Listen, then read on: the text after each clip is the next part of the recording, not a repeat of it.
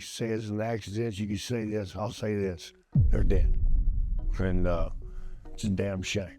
That line hits different when you know the full story. Jake Roberts was not like the other wrestlers. The men around him were loud. They had enormous muscles. They wore bright colors and screamed into microphones. They flexed and pointed and promised destruction in the most theatrical way possible. Jake did none of that. He whispered. He moved at his own pace. He let silence do the heavy lifting. He had a finishing move called the DDT, so clean and so sudden that it looked like something from a real fight. 1 second you were standing, the next you were out cold. And if you are already hooked by a story like this, give this video some hype right now by pressing the hype button. It helps more people find it. Then there was the snake, a real living python named Damien that Jake carried to the ring in a bag. No other performer had anything like that. No other performer would have known what to do with it. Jake Roberts did not just play a character. He built one from the inside out, using raw material from places that were deeply and painfully real. That was what separated him from every other performer of his era. And if you are watching right now and you enjoy this kind of in-depth wrestling history, give this video some hype by pressing the hype button on screen. It helps more people find content like this, and this particular story deserves the widest audience it can get. Now, to understand why Jake Roberts eventually lost control so publicly and so completely, you first have to understand what he was built from, because the breakdown and the genius came from the same exact place. The wrestling world Jake entered was not built for someone like him. The business rewarded size. It rewarded volume. It rewarded men who could fill a room with their physical presence before they had said a single word. Jake was not a small man, but compared to the giants around him, he looked different. He looked like someone you might actually meet. That was the point. Other performers wanted to look superhuman. Jake wanted to look like the most dangerous man in any room he walked into. There is a difference between those two things, and Jake understood it better than anyone in that era. The most dangerous person is not always the biggest one. The most dangerous person is the one who has already decided what they are going to do to you, who has already planned it out, and who is simply waiting for the right moment. Jake built that feeling in an audience with a patience and a precision that no one else at that time was capable of matching. Jake's persona was not designed in a creative meeting, and it was not a costume he put on before the show. It grew outward from something internal that very few performers could access or understand. His father was Grizzly Smith, a name that people inside the wrestling world recognized. Grizzly worked the territories across decades and built a real reputation inside the business. But behind the closed doors of the Smith family home, the reality was entirely different from the public image. There was serious abuse. There was abandonment. There were specific details that Jake would only speak about publicly much later in his life, in documentaries like Beyond the Mat and Dark Side of the Ring. That early trauma shaped every single element of the man Jake eventually became. It taught him to construct walls around himself at a very young age, to maintain complete outward calm when everything inside him was burning, to keep other people at a careful distance where they could not reach anything real about him. In the wrestling ring, that ability became his single most effective weapon. Most performers in that era built their characters from the outside. The enormous physique, the patriotic costume, the arrogant posture, the catchphrase repeated until it was impossible to forget. Jake built his from the inside, using genuine personal experience as the foundation. The snake he carried, Damien, was not simply a theatrical prop designed to make audiences uncomfortable. It was a symbol for his own psychology. Cold, patient, methodical, capable of moving with devastating speed at the exact moment you lost focus. And here is what made the symbol even more powerful. Jake Roberts was genuinely afraid of snakes in his real life. He carried that authentic terror into the ring every single night as a professional tool. That kind of commitment to a character, using your own genuine fear as performance fuel, came from someone who had been doing exactly that since childhood. He had been managing real fear, real pain, and real trauma as daily experience for as long as he could remember.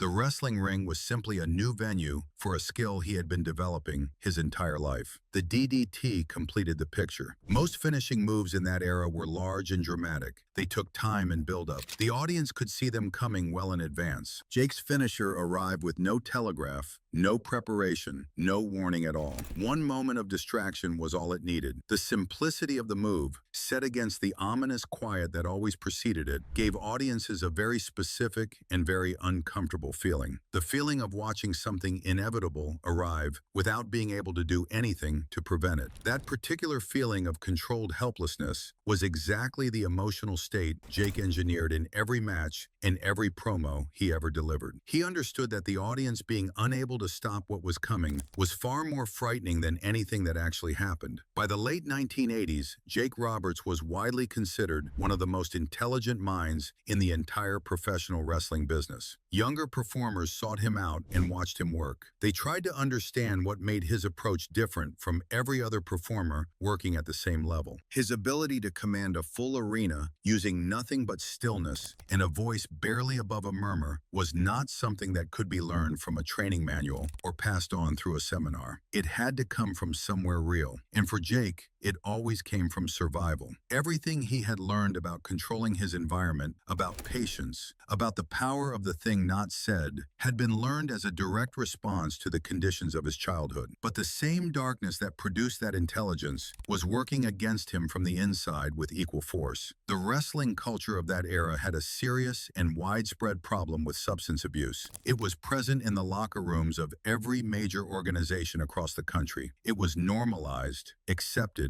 and treated as part of the price of doing business in a world where the physical and psychological demands were extreme. The Snake Pit segments, a talk show style recurring feature in the WWF, where Jake would sit across from an opponent and dismantle them psychologically, were the purest expression of this gift. He used those segments to treat the wrestling ring as a space for intellectual conflict rather than just physical competition. Most of them left looking smaller than when they arrived. Jake could do that without raising his voice above conversational level. That was not a technique learned in a wrestling class. That was a survival skill developed over a lifetime of navigating genuinely unsafe situations. These are 5 real moments when Jake Roberts lost it, when the script became irrelevant, when reality broke through every barrier he had built around himself. Starting at number 5. Number 5, the 1991 Cobra incident. To understand how serious this situation actually was, you need to picture what the World Wrestling Federation was trying to present to the world in 1991. Vince McMahon had spent years carefully building the company into a clean, tightly managed, and family-friendly product. Big arenas, network television relationships, commercial merchandise targeted at children, corporate sponsors who required predictable and controlled entertainment standards. Every match result was decided well in advance. Every on-screen segment was planned. Every variable was supposed to be under somebody's direct control at every point. And then there was Jake Roberts, walking into television tapings with a live King Cobra. The feud between Jake and Randy Savage, known as the Macho Man, was one of the most intensely constructed storylines of that period in wrestling history. The animosity between them was performed with a level of conviction that felt genuine even by the demanding emotional standards of early 90s professional wrestling. For a segment recorded for WWF Superstars of Wrestling, the plan appeared simple enough on paper. Jake would trap Savage in the ring ropes, hold him in place so he could not escape, and allow the Cobra to strike him on the arm. The segment was designed to produce genuinely shocking television, a moment of carefully controlled horror so vivid that viewers who saw it would never quite forget what they were looking at. The problem was that nobody had consulted the Snake. Randy Savage was not a man who accepted other people's assurances at face value or trusted that things would go the way he was told they would. Before the cameras began rolling, he made a specific demand. He wanted Jake to allow the Cobra to bite him personally first, before any part of the segment involving Savage would proceed. He wanted to see with his own eyes what happened to someone else before putting his own arm anywhere near those fangs. It was a reasonable position from a man being asked to participate in something genuinely unreasonable. Jake agreed to the condition without any visible hesitation or concern. The Cobra bit him on the leg. There was a clear and visible wound. It obviously hurt. Jake showed no reaction whatsoever. He looked at the wound, looked at the Snake, and stood completely still. That complete absence of reaction in the face of genuine physical pain was the most accurate external description of who Jake Roberts was at that point in his life. It was also the first clear warning that the segment they were about to film was not going to go the way anybody planned. When the cameras started rolling, the cobra locked its bite onto Randy Savage's arm and refused to let go. The snake had been through a procedure intended to reduce the functionality of its venom glands, making it what people in that world called venomoid. But no surgical procedure changes the fundamental nature of a wild animal. The cobra bit down with its full natural grip and held. Blood appeared on Savage's arm, and Jake Roberts stood directly beside the scene, wearing a smirk that no writer had placed on his face. That expression was entirely his own. That was the real detachment he had been carrying since his earliest years, finally appearing openly and without any filter in front of every camera on that set. The production crew kept rolling because no one in that building had a plan for what they were watching, and stopping seemed just as dangerous as continuing. The segment ran far longer than anyone intended or wanted. Eventually, Jake was forced to shake the snake with real force to make it release. Children in the audience witnessed it and were frightened in a way that had nothing to do with the planned family entertainment. Number 4, the WrestleMania 8 holdup. By early 1992, Jake Roberts was dealing with serious difficulties in almost every direction at the same time. His body was carrying real injuries that showed no signs of improving. His personal life was falling apart, and he had grown tired of being only a performer with no stake in the broader structure of the business he was spending his life inside. He had been given reason to believe that a move into a backstage role was available to him. Specifically, a position as a booker or agent within the company had allegedly been discussed with Vince McMahon during a period when Pat Patterson, one of the most trusted and long-serving figures in the organization, had stepped away from his responsibilities. Jake believed the role was genuinely his. He had the knowledge to do it well. He had a deeper understanding of psychological storytelling, of crowd psychology, of what makes an audience feel something unexpected and genuine than almost anyone else working in the business at that time. The transition to a backstage role made real and obvious sense for someone with his particular set of skills. But Pat Patterson returned to his old position, and the opportunity that had apparently been discussed with Jake quietly disappeared as if the conversation had never taken place. Jake was left exactly where he had started, as a performer with no new direction, feeling used until something more convenient became available. Jake's response to this betrayal was entirely consistent with the character he had spent years building and refining in the ring. He did not cause a scene in the locker room. He did not make dramatic announcements or issue public statements. He waited for the moment when he held the most leverage, and then he used it with precision. He demanded his release from the company. McMahon refused. Jake then made his terms completely clear. His release papers had to be signed and physically placed in his hands the moment he walked back through the curtain after his match at WrestleMania 8. If that condition was not met, he would simply not walk to the ring. His scheduled opponent at that event was The Undertaker, one of the most important performers the company had. WrestleMania was the single most important event on the entire annual wrestling calendar. A no-show from a top performer in a featured match would have created a visible, serious, and very public problem for the entire card on the biggest night of the year. McMahon agreed to Jake's terms. Jake went out, worked the match, came back through the curtain, and the release papers were waiting exactly as agreed.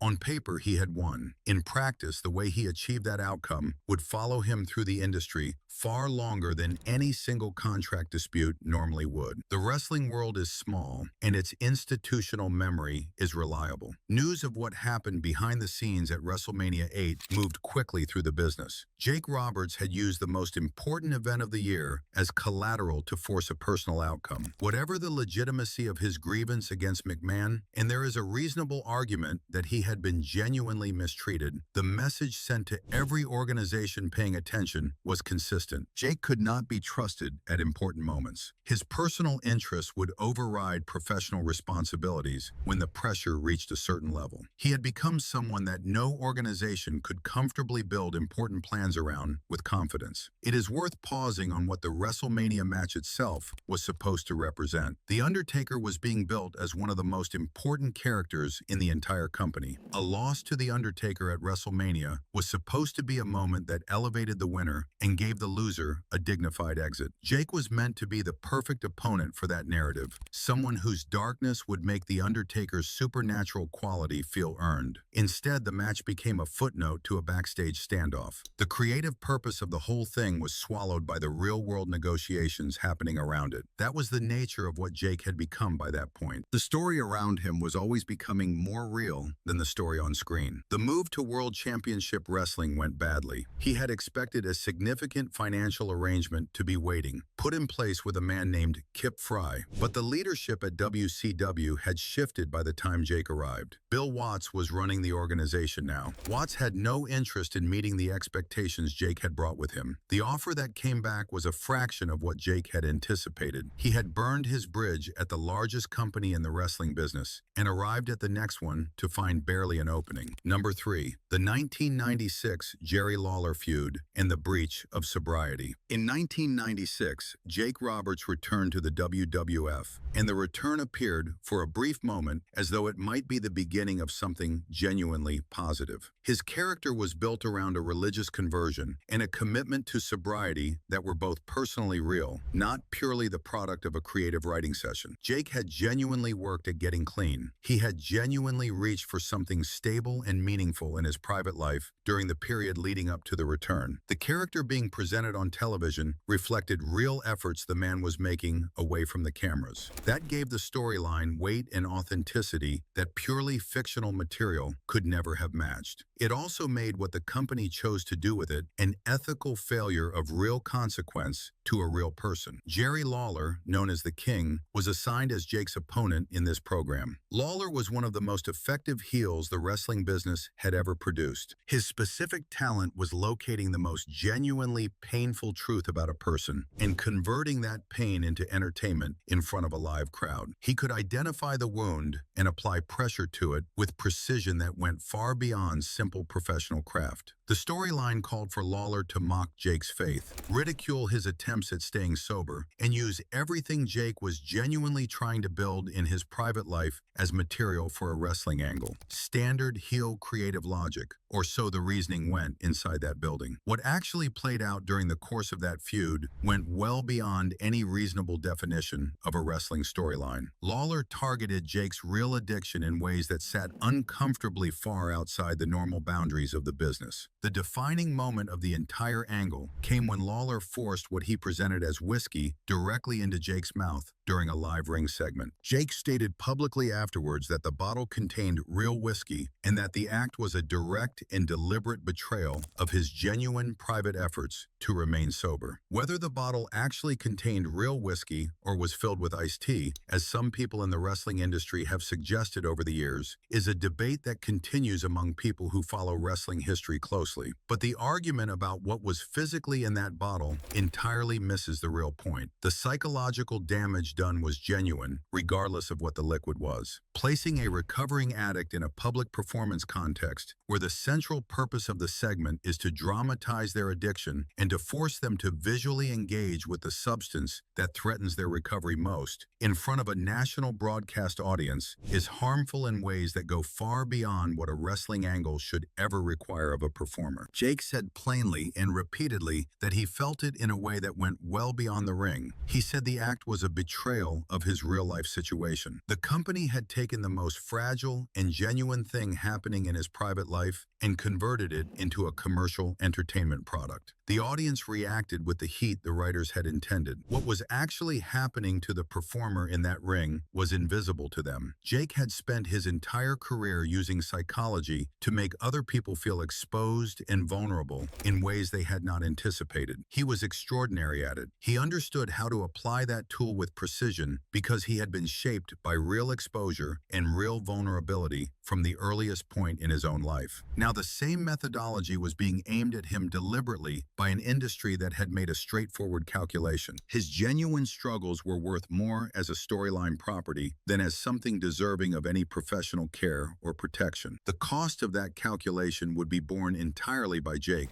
and by the people whose lives were connected to his. The exploitation of this period is widely considered to have played a direct role in the relapse that followed not long after the feud wound down. By 1997, what happened during the Lawler feud raised a question about the wrestling business that the industry has never answered satisfactorily. Where is the line between using a performer's real experience to create authentic storytelling and using a performer's real suffering as a resource to be extracted? Jake's situation was the clearest possible version of that question. He came back to the company with his real struggles visible and his real attempts at recovery genuine. The company saw that visibility as an opportunity. Nobody in power appears to have asked whether the opportunity was theirs to take. That failure of basic professional responsibility is part of the Jake Roberts story too, and it belongs alongside the 5 moments where Jake himself lost control. People watching at home saw Jerry Lawler being cruel to a man who had found religion. They booed Lawler. They cheered for Jake. The segment worked exactly as designed from a purely technical wrestling standpoint. The crowd was invested. The heat was real. The storyline was generating exactly the kind of emotional response that fills arenas and sells programming. But the people in that audience had no way of knowing that the man they were cheering for was fighting a real battle in his private life that the company had just decided to use as scenery. The gap between what the audience thought they were watching and what was actually happening to Jake Roberts in that ring was enormous. And nobody with the power to close that gap chose to do so. The broader truth underneath this moment deserves to be stated plainly. Using a real person's real addiction as the structural engine of a television program is not creative storytelling. It is extraction. It takes something that belongs entirely to a human being, their pain, their private and fragile attempt to build a different life for themselves, and converts it into a product sold to an audience that was never told the truth of what it was actually watching. Number 2,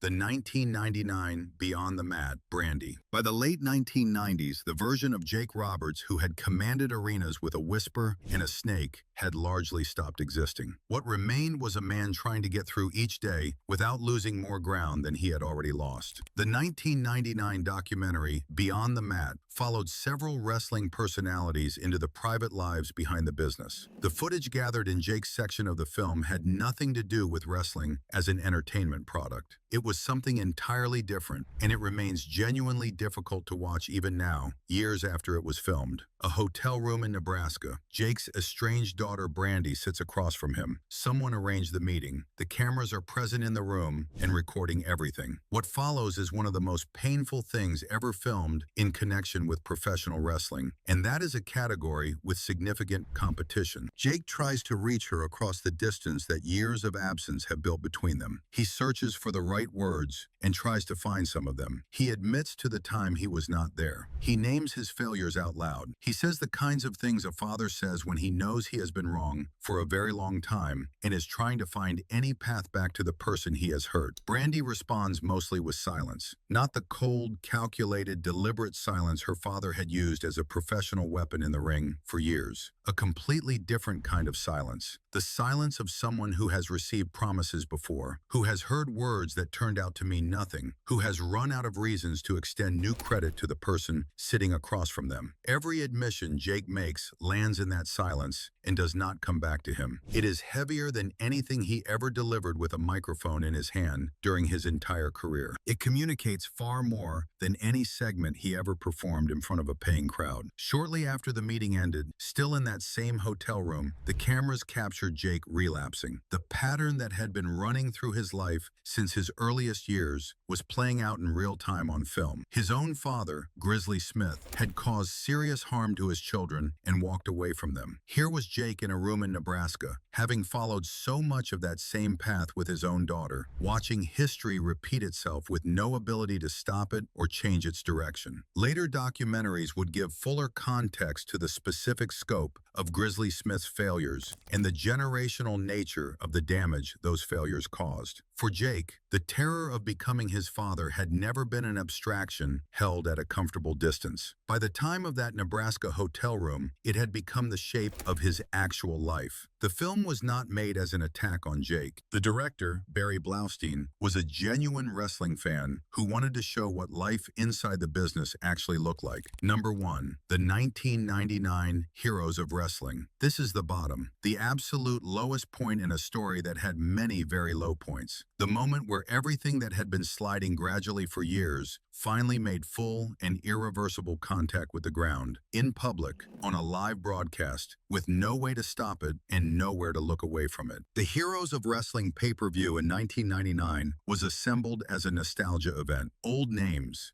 faces from earlier decades brought back to a broadcast for one more occasion. A night for fans who had grown up watching a particular era of the business and wanted to see those performers one more time. It was intended to be warm and comfortable and familiar. For Jake Roberts, it became something the people who were present at that venue still talk about with lowered voices. He arrived at the event in no condition to perform in front of a paying audience. This was visible to anyone who encountered him at the venue that evening. He was visibly intoxicated. He could not hold on to the structure of what had been planned for his segment. The wrestlers around him could see it clearly. The event staff could see it clearly, but the broadcast was already live and going out. There was no practical mechanism available to pull him from the card without creating an entirely different kind of problem. The show was running and Jake Roberts was on it. What the audience watched during his portion of the broadcast was genuinely painful to experience. The crowd had paid to see a collection of wrestlers they remembered with genuine affection. The Heroes of Wrestling concept was a simple and decent one. Bring back the names that meant something to people. Let the audience have one more moment with the performers they had grown up watching. For some of the wrestlers on that card, it worked. They came, they performed, they gave the audience what it came for. For Jake Roberts, the evening became something that no one present will describe with fondness. He was not simply off his game that night. He was not simply having a bad performance. What the audience was watching was the complete and total absence of the person they had come to see. The Jake Roberts who had terrified a generation of wrestling fans was gone. What was on that stage in his place was the cost of all the years that had led to that moment. During his entrance, Jake used the snake as a sexualized prop in a way that was incoherent and profoundly disturbing to everyone present. The crowd had no idea how to respond to what was happening in front of them. The wrestlers watching from backstage had no better answer. The animal that had once been the central visual symbol of cold, precise, calculated psychological dominance was being misused in real time by a man who had no control over himself and therefore had no control over anything else. There was no calculation in any of it, no intelligence, no menace of any kind, nothing that carried even the faintest trace of the mind that had once been the most carefully studied in the entire business. It was shameful in a category that belongs entirely to itself. When he attempted to deliver a promo, what came out was a rambling sequence of disconnected thoughts with no shape and no destination. The gifts that had once made his promo delivery the most admired in the business were completely absent. He was not building tension. He was not playing any kind of game with the audience. He was simply lost in the open, on a live broadcast, in front of people who had paid specifically to be there. The crowd sat in a silence that had nothing at all to do with respect or fear or anticipation. The match that followed was a disaster of a separate category. Jake could not execute basic physical requirements reliably or safely. His opponent and the others in the ring had to actively manage the situation just to keep it from becoming something worse. A performer who cannot safely carry out fundamental movements is not simply failing professionally in that moment. He is a real physical danger to every person sharing the ring with him. The men out there that night did everything they could manage.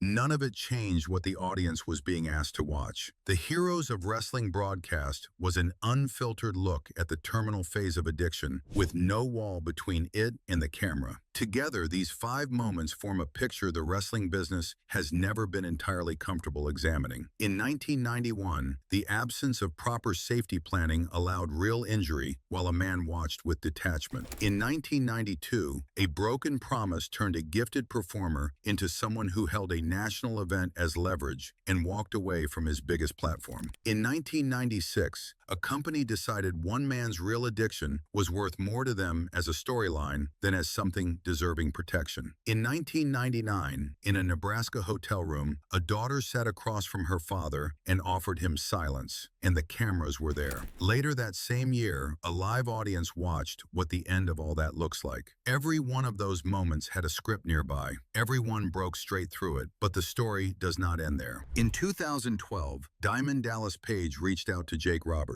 DDP was someone Jake had genuinely helped in the early 1990s, when Page was learning the business and Roberts was still someone the industry respected. Jake had given him time and shared knowledge freely. 2 decades later, Page came back with an offer built around accountability and a physical rehabilitation method called DDP Yoga that had already helped others rebuild from positions that seemed hopeless. Jake at that point had largely stopped planning for any future at all. His body had been neglected for decades, and basic movement was a daily struggle. By accounts from people who knew him then, he had reached a point of preparing for death. DDP arrived with something different, not a wrestling storyline, a genuine attempt to help a man stay alive. In 2014, Jake Roberts was inducted into the WWE Hall of Fame. His speech that evening was unlike almost anything that stage had seen. He did not perform. He stood in front of the audience and told the truth. He named his failures. He acknowledged the damage caused to people around him without softening any of it. He owned everything, completely and publicly, in front of every person who had ever watched him wrestle or watched him fall. The crowd gave him something real in return. The story of Jake Roberts is not clean. His survival does not erase any of the 5 moments described here. The people hurt along the way still carry those things. Redemption does not cancel the cost. But survival is still something worth naming. Getting back up, facing the damage honestly, standing without a mask and telling the plain truth about the wreckage you caused. That requires a kind of courage the wrestling ring never asked for. Jake Roberts spent his entire career building fear from silence and control. He showed the world that the quietest man in any room can be its most dangerous presence. He showed that the threat you cannot see coming is the one that always stays with you the longest. In the very end, the most powerful thing he ever did was also the quietest of all. He stopped running from his own story. He sat down with it. He looked at it without flinching. And then, after everything that had happened, after all 5 of those unscripted moments and everything they cost him, he chose to live. The Dark Architect spent his whole career constructing things designed to make people afraid. At the very end, he built something that had never existed in his life before. He built a reason to stay, and that, after everything, turned out to be enough to change the rest of his story.